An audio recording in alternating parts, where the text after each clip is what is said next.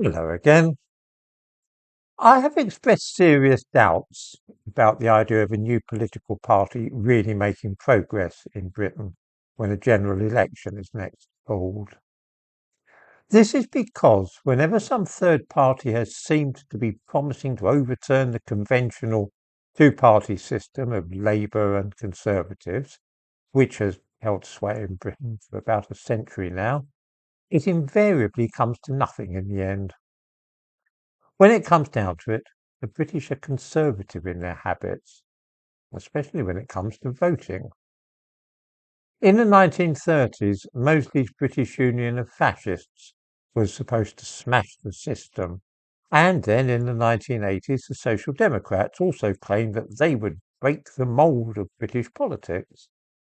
Neither party got anywhere, not once voters were in the polling booth and putting a cross on their secret ballot paper. It's one thing what people will say to their friends in the pub or to people seeking their opinion when they're trying to gauge the views of the British public. It's something else again once they're in private and they're actually deciding who to vote for. Reform UK, though, does seem to be different so far in that their projected vote share is now astoundingly high. In the latest opinion poll, in which 2,380 adults were asked how likely it was that they would vote in the next general election, those who said that they were definitely or very likely going to vote were then asked which party they would be voting for.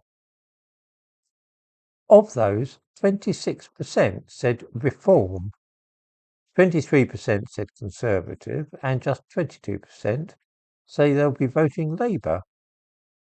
Of course, the next general election is 4.5 years away, and an awful lot can happen in that time.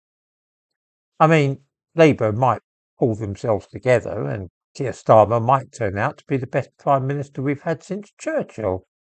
It wants a bit of believing, but you never know.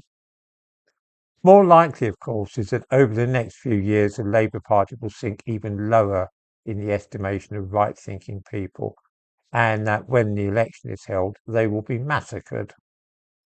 I can see that people aren't going to vote for them again in a hurry. That means that the only real question is who will succeed them. If you believe the opinion polls, it's likely to be Reform by a country mile.